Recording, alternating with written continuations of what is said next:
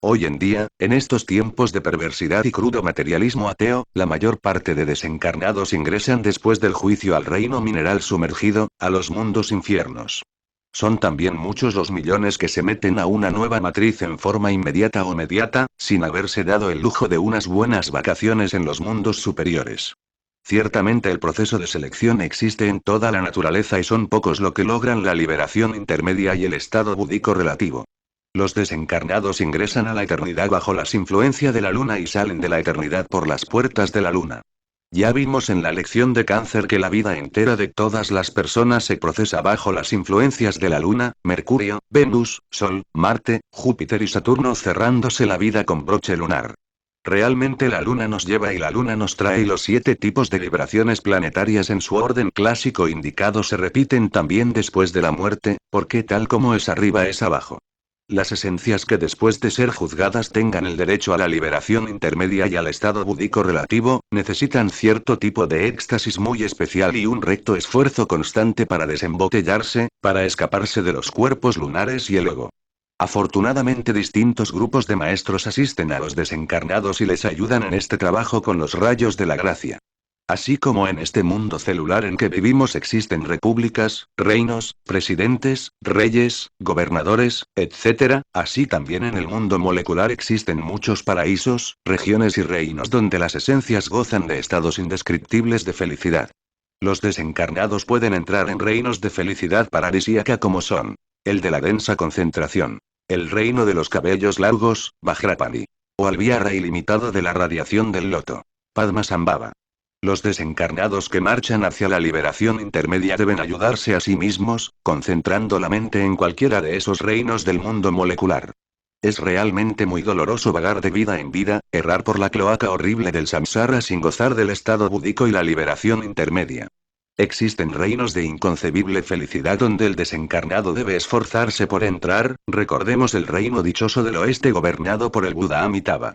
Recordemos el reino de Maitreya, los ciclos de Tusita, a ese reino de suprema dicha también pueden ingresar los desencarnados que marchan hacia el mundo electrónico.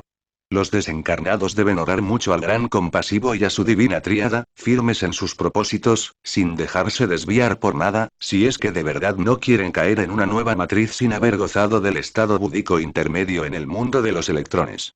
La felicidad en las regiones electrónicas, la liberación intermedia después de haber pasado por los paraísos moleculares, es algo imposible de describir con humanas palabras. Los Budas viajan a través del inalterable infinito entre las sinfonías indescriptibles de los mundos que palpitan entre el seno de la madre espacio. Empero, todo premio, todo capital se agota. Cuando el Dharma de felicidad se agota, el retorno a una nueva matriz es entonces inevitable. La esencia pierde el éxtasis atraída por el ego lunar y ya embotellada nuevamente entre los cuerpos lunares, retorna a una nueva matriz. El instante en que la esencia pierde el éxtasis es aquel en que vuelve a separarse de su Buda íntimo para quedar embotellada entre los cuerpos lunares y el yo pluralizado. El retorno a una nueva matriz se realiza de acuerdo con la ley del karma. El ego continúa en los descendientes de su pasado o pasadas vidas. Las monadas de su pasado cuerpo físico tienen el poder de reunir átomos, moléculas y reconstruir células y órganos. Así regresamos a este mundo celular vestidos con un nuevo cuerpo físico. El pobre animal, intelectual comienza su vida en este mundo como una simple célula original, sujeto al veloz tiempo, de las células, y termina alrededor de los 70 y 80 años o algo más, cargado de recuerdos y experiencias de toda índole. Es urgente saber que en el proceso de reingreso o retorno se realiza también cierta selección. El yo es una suma de pequeños yoes y no todos esos pequeños yoes retornan a un nuevo organismo humano. El yo es una suma de entidades distintas, diversas, sin orden de ninguna especie y no todas esas entidades reingresan a un nuevo organismo humano, muchas de esas entidades se reincorporan en cuerpos de caballos, perros, gatos, cerdos, etcétera, etcétera, etcétera. Cierta vez en que el maestro Pitágoras paseaba con un amigo suyo, este hubo de pegarle a un perro. El maestro le reprendió diciendo: no le peguéis, que en su ladrido lastimero he conocido la voz de un amigo mío que murió. Es claro que al llegar a esta parte de nuestro capítulo presente, los fanáticos del dogma de la evolución lanzarán contra nosotros toda su baba difamatoria y protestarán diciendo: el ego no puede retroceder, todo evoluciona, todo debe llegar a la perfección, etcétera, etcétera, etcétera. Esos fanáticos ignoran que el ego es una suma de pequeños yoes animales y que lo semejante atrae a lo semejante. Esos fanáticos ignoran que el ego nada tiene que de divino, es una suma de entidades animales que la ley de la evolución jamás podrá llevar a la perfección. Las entidades animales tienen pleno derecho a ingresar en matrices animales de perros, caballos, cerdos, etcétera, etcétera, etcétera, y eso no lo pueden prohibir los fanáticos del dogma de la evolución, aunque griten y maldigan y truenen y relampagueen. Esta es la doctrina de la metamorfosis o metempsicosis de Pitágoras y se fundamenta en las mismas leyes de la naturaleza. En el asno de oro de Apuleyo encontramos totalmente documentada esta doctrina de Pitágoras. Dice Apuleyo que en la Tesalía de la hechicería las piedras no eran sino hombres petrificados. Los pájaros, hombres con alas. Los árboles, hombres con follaje. Las fuentes, cuerpos humanos que sangraban clara linfa. Admirable manera simbólica de representar el hecho indudable para todo ocultista, de que las diversas entidades que constituyen el yo pluralizado, pueden reincorporarse en organismos de bestias o ingresar al reino mineral, vegetal, etcétera, etcétera, etcétera. Los místicos cristianos con justa razón hablan con amor de la hermana planta, el hermano lobo, la hermana piedra.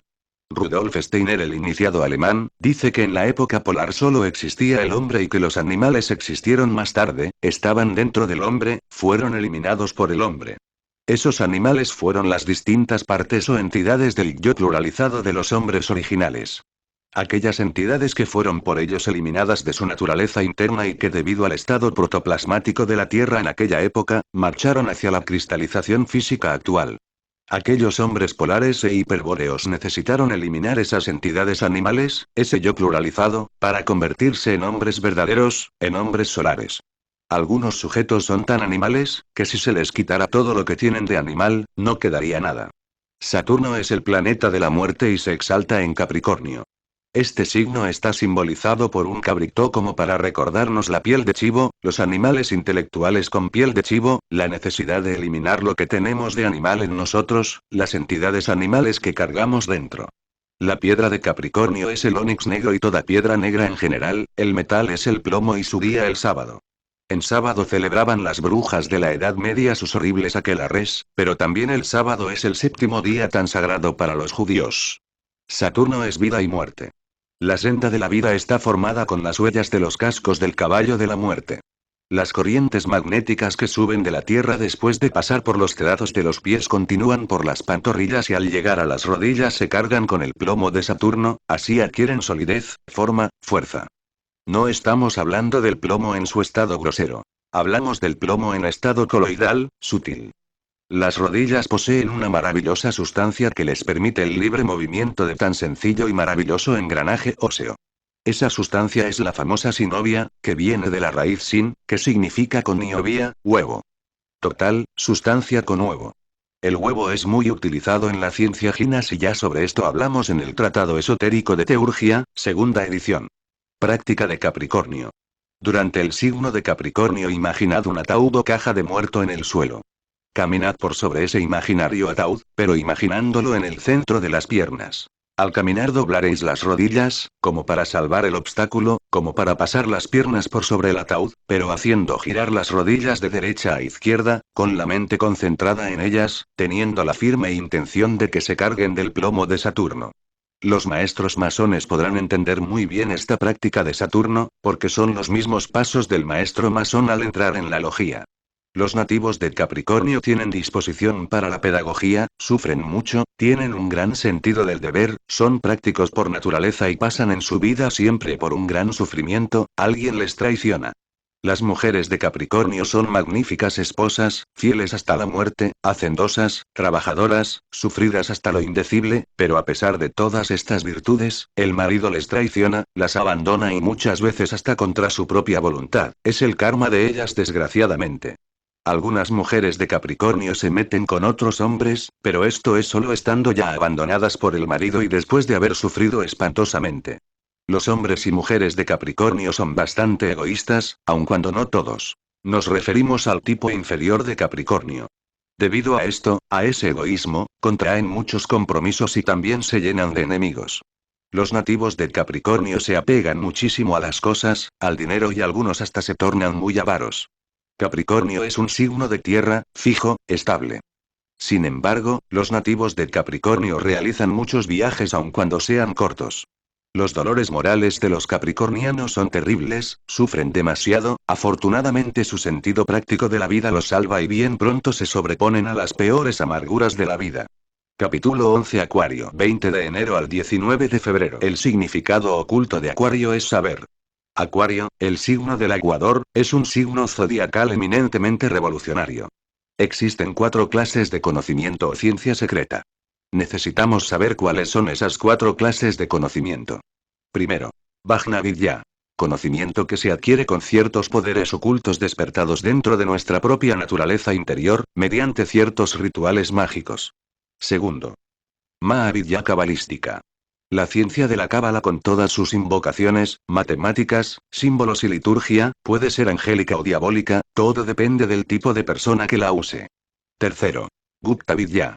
Ciencia de los mantram, magia del verbo. Se fundamenta en los poderes místicos del sonido, en la ciencia de la armonía. Cuarto. Atman Vidya o real sabiduría del ser, del Atman, de la monada superior. Todas estas formas de conocimiento, excepto la cuarta, la raíz de todas las ciencias ocultas.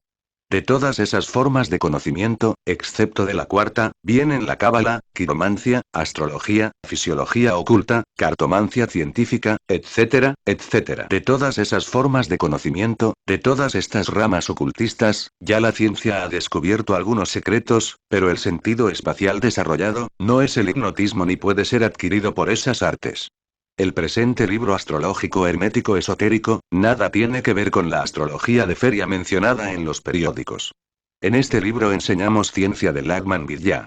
Lo fundamental es el Atman Vidya, ella incluye a todas en su aspecto esencial y hasta puede usar de ellas ocasionalmente. Pero solo utiliza sus extractos sintéticos depurados de toda escoria. La puerta de oro de la sabiduría puede transformarse en la amplia puerta y ancho camino que conduce a la destrucción, la puerta de las artes mágicas practicadas con fines egoístas. Estamos en la edad del Kali Yuga, la edad de hierro, la edad negra y todos los estudiantes de ocultismo están predispuestos a extraviarse por el camino negro. Asombra ver el concepto tan equivocado que tienen los hermanitos sobre el ocultismo y la facilidad con que creen poder llegar hasta la puerta y traspasar el umbral del misterio sin un gran sacrificio. Resulta imposible lograr el Atman Vidya sin los 3 factores de la revolución de la conciencia. Es imposible el Atman Vidya sin haber llegado al nacimiento segundo. Es imposible el Atman Vidya sin la muerte del yo pluralizado. Es imposible el Atman Vidya sin el sacrificio por la humanidad. No es la ley de la evolución la que nos confiere el Atman Vidya. No es la ley de la involución la que nos confiere el Atman Vidya. Solo a base de tremendas y espantosas revoluciones íntimas, llegamos al Atman Vidya. El camino de la revolución de la conciencia es la senda del filo de la navaja. Esta senda es terriblemente difícil. Esta senda está llena de peligros por dentro y por fuera. Vamos a estudiar ahora en este capítulo cada uno de los 3 factores de la revolución de la conciencia en forma ordenada y por separado, a fin de que los estudiantes gnósticos puedan orientarse correctamente. Pongan, pues, nuestros lectores muchísima atención en el estudio de cada uno de los 3 factores de la revolución de la conciencia, porque de la plena comprensión de cada uno de estos 3 factores depende el éxito en este trabajo. Nacer el nacimiento segundo es un problema totalmente sexual. El sagrado toro Apis entre los antiguos egipcios, debía ser joven, sano y fuerte para simbolizar la piedra filosofal. El sexo. Los griegos instruidos por los hierofantes egipcios representaban así también la piedra filosofal, con uno o varios toros, como se ve también en la fábula del Minotauro cretense. Igual significación alquímica tuvieron los toros que Hércules robó a Gerión. El mismo simbolismo lo encontramos en la leyenda de los sagrados bueyes del sol que pacían tranquilos en la isla de Sicilia y que fueron robados por Mercurio. No todos los toros sagrados eran negros o blancos. Algunos eran rojos como los de Gerión y como los sacrificados por el sacerdote israelita, porque la piedra filosofal, en cierto momento alquímico es roja y esto lo sabe todo alquimista. El famoso buey Apis, tan adorado en los misterios egipcios, era el creador y el fiscal de las almas. El buey Apis simbólico fue consagrado a Isis, porque de hecho se halla relacionado con la vaca sagrada, la madre divina, Isis, a quien ningún mortal ha levantado el velo. Para que un buey tuviese el alto honor de ser ascendido a tal categoría, era preciso que fuese negro y tuviese en la frente o en una de las paletas, una mancha blanca en forma de creciente lunar. Es también cierto y del todo verdad, que dicho buey sagrado debía haber sido concebido bajo la impresión del rayo y tener bajo la lengua la marca